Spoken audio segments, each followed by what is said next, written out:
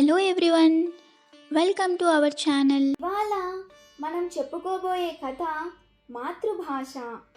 ఓ రోజు పొద్దున్నే మహామంత్రి నక్క గారికి ఓ ఆలోచన వచ్చింది. ఆ ఆలోచన బ్రహ్మాండమైందని అనుకొని దాని గురించి మృగరాజుకు చెప్పాలని పరుగు పరుగున బయలుదేరింది నక్క.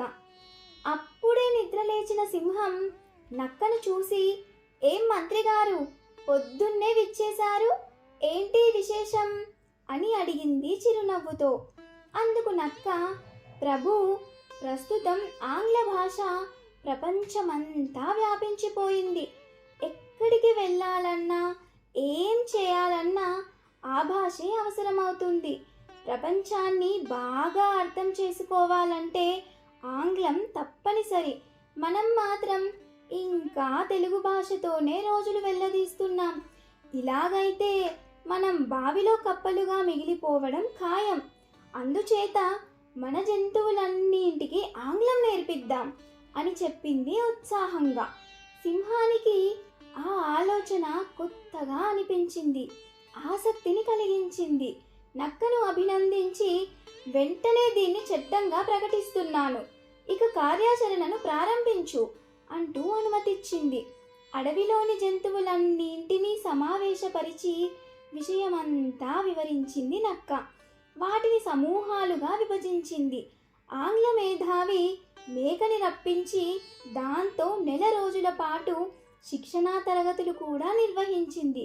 ఇక మీదట ప్రతి ఒక్కరూ ఆంగ్లంలోనే మాట్లాడాలి, ఒక్క తెలుగు మాట కూడా వినబడకూడదు. ఒకవేళ ఎవరైనా తెలుగులో మాట్లాడితే శిక్ష తప్పదు అని హెచ్చరించింది నక్క.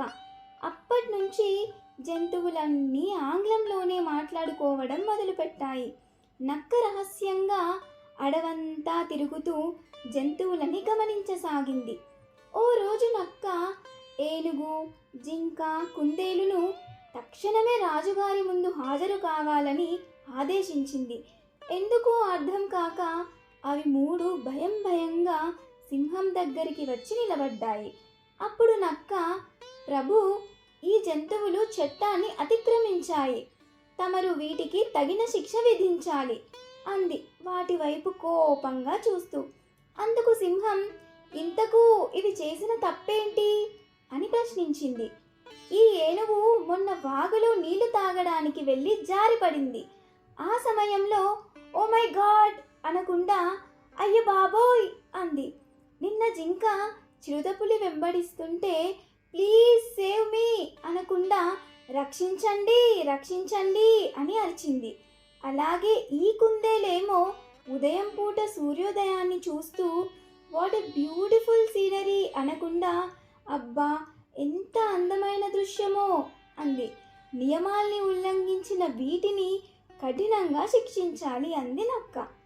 సింహం ఏదో మాట్లాడబోయేంతలో ఏనుగు వేగంగా ముందుకు వచ్చి పిచ్చి కోపంతో నక్కను తొండంతో గిరగిరా తిప్పి బలంగా నేలకేసి కొట్టింది.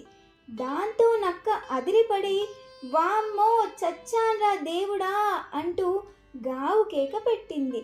అది చూసిన సింహం, ఏ ఏంటిది, నువ్వేం చేశావో తెలుసా, ఎంత ధైర్యం నీకు అంది కళ్ళెర్ర చేస్తూ. అందుకు ఏనుగు, ఇలా చేయాల్సి వచ్చినందుకు ప్రభువులు మన్నించాలి.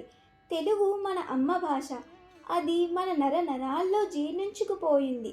ఇతరత్ర ఎన్ని భాషలు నేర్చుకున్నా ఆనందంలోనూ బాధలోనూ అప్రయత్నంగా వ్యక్తమయ్యేది అమ్మ భాషే. ఇది సహజమైన ప్రవర్తన కాదని ఇప్పటికీ కూడా మీరు భావిస్తే మాతో పాటు మంత్రిగారిని కూడా శిక్షించాలి అంటూ వినయంగా నిలబడింది.